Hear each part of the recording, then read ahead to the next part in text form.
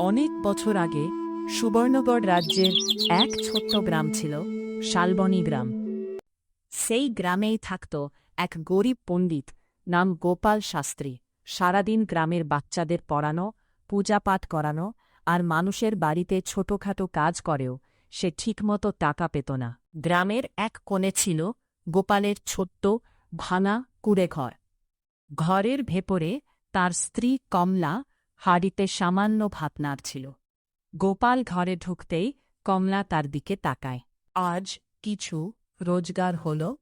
গোপাল আসতে মাথা নিচু করে বলে। মাত্র কয়েকটা মুদ্রা পেলাম, এগুলো দিয়ে হয়তো কাল শুধু চালটাই হবে। কমলা কিছুক্ষণ চুপ করে থাকে, তারপর হালকা হাসি দিয়ে বলে, চিন্তা করো না, দুঃখ একদিন না একদিন শেষ হবেই। গোপাল স্ত্রীর দিকে তাকিয়ে দুর্বল হাসি দেয়। এই সুবর্ণগড় রাজ্যের রাজা হলেন বিক্রমাদিত্য। তিনি ছিলেন অনেক দয়ালু। যখন রাজা নিজের কক্ষে দাঁড়িয়ে শিকারের পোশাক পরছে, তখন রানী কাবেরী ঘরে ঢোকে রাজারকে বলেন, মহারাজ, আজও কি একা শিকারে যাবেন? কেন রানী, আজ হঠাৎ এই প্রশ্ন? আজ আকাশটা ভালো লাগছে না।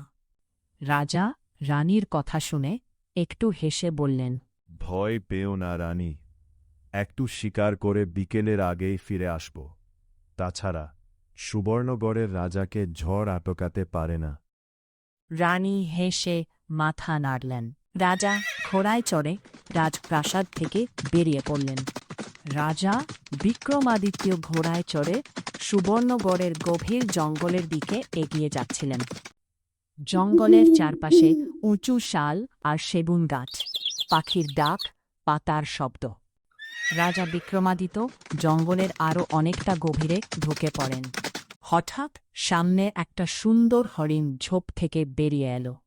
রাজা হরিণ দেখে যেই ধনুক তুলে নিশানা করলেন, ঠিক তখনই আকাশে হঠাৎ কালো মেঘ জমে গেল। প্রচণ্ড বিদ্যুৎ চমকাতে লাগল। তারপর মুহূর্তের মধ্যে শুরু হল জোরে বৃষ্টি। রাজা তাড়াতাড়ি এমন ঝড়ের মধ্যে আশ্রয় খোঁজা শুরু করলেন। অনেক খোঁজার পর দূরে তিনি একটা ছোট্ট কুঁড়েঘর দেখতে পেলেন।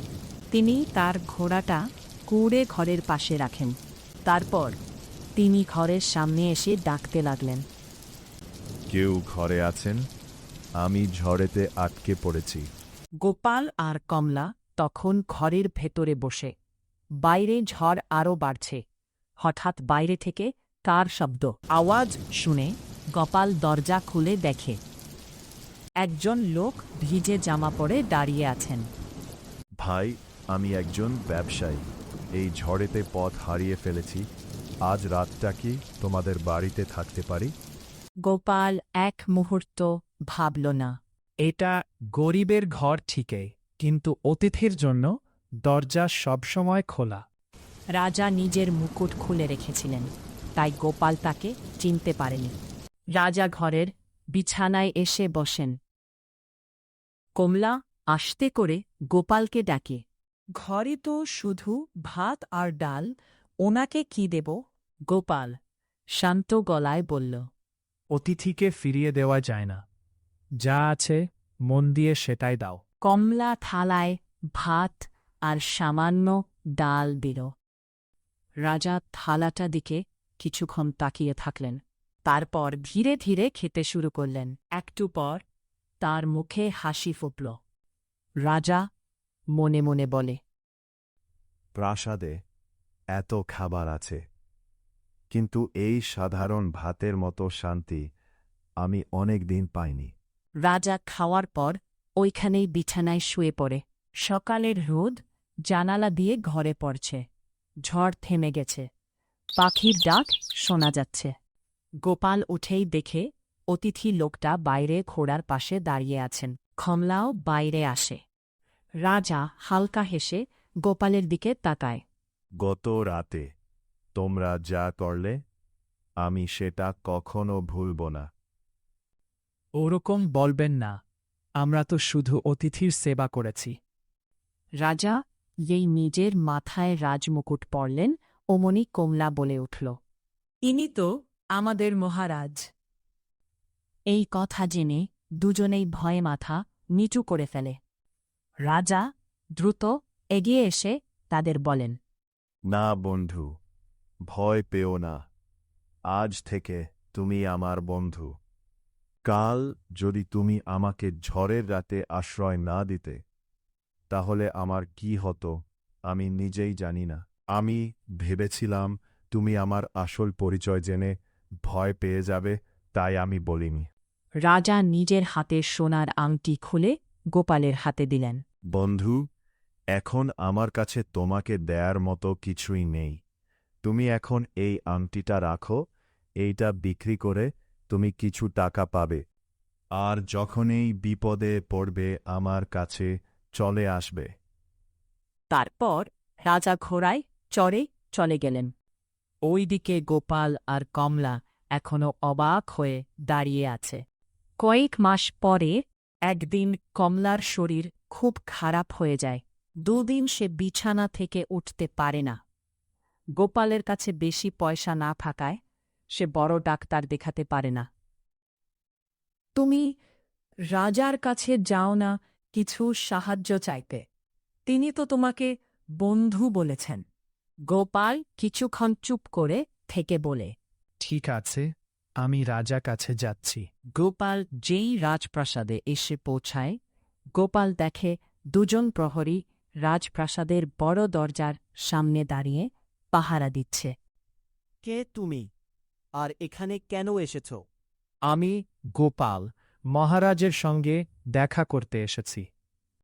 একজন সাধারণ পণ্ডিত মহারাজের সঙ্গে দেখা করবে। এইটা বলে তারা খুব হাসি মজা শুরু করে। এরপর গোপাল বলে ওঠে, কয়েক মাস আগে আমি মহারাজাকে আশ্রয় দিয়েছিলাম। তিনি আমাকে এখানে আসতে বলেছিলেন। প্রহরীরা থমকে যায়। ঠিক আছে, আমি মহারাজকে জানিয়ে আসছি। রাজা মন্দিরে বসে প্রার্থনা করছেন বলে প্রহরী রানীমাকে সব বলে। ঠিক আছে, তাকে আসতে বলুন। গোপাল রাজপ্রাসাদের ভেতরে ঢুকে দেখেন রাজা প্রার্থনা করছেন আর বলছেন, হে ঈশ্বর, আমাকে আরও ধন সম্পদ দাও, আমার যেন রাজ্য আরও বড় হোক। গোপাল রাজার এই কথা শুনে কিছু বলে না, চুপচাপ রাজপ্রাসাদ থেকে চলে যায়। কিছুক্ষণ পর রাজা পুজো থেকে ওঠার পর রানী তাকে বলেন, আপনার বন্ধু এসেছিল, কোন বন্ধু? যে আপনাকে সেই দিন ঝড়ের রাতে আশ্রয় দিয়েছিল। সে তাহলে কোথায়?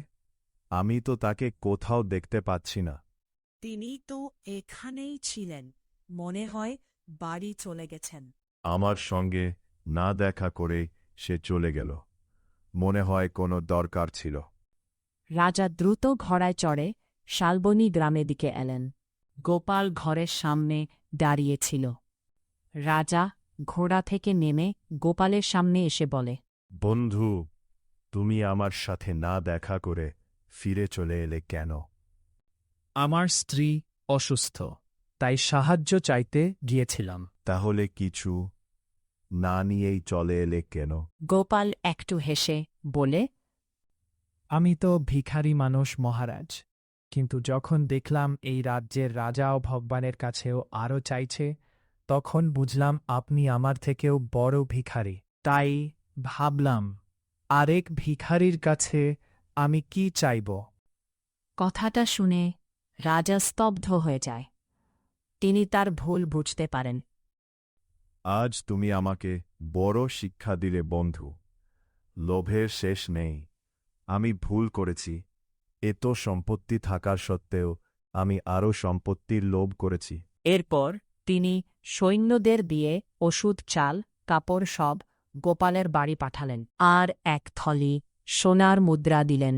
কমলার ভালো চিকিৎসার ব্যবস্থা করান। কিছুদিন পর কমলার শরীর ঠিক হয়ে যায়। তারপর থেকে গোপাল আর রাজার বন্ধুত্ব আরও গভীর হয়ে যায়। যে মানুষ যত বেশি লোভ করে সে তত বেশি অভাবী হয়ে যায়। সন্তুষ্টি মানুষের সবচেয়ে বড় ধন। গল্পটা যদি তোমাদের ভালো লেগে থাকে তাহলে ভিডিওটাতে একটা লাইক করে দিও আর একটা সুন্দর কমেন্ট করো আর এমন আরও নতুন নতুন বাংলা কার্টুন আর মজার গল্প দেখার জন্য আমাদের চ্যানেলটা সাবস্ক্রাইব করে পাশে থাকা বেল আইকনটা চাপতে ভুলো না। আরও রহস্যময় আর মজার বাংলা গল্প দেখতে স্ক্রিনে আসা ভিডিওগুলোতে ক্লিক করো।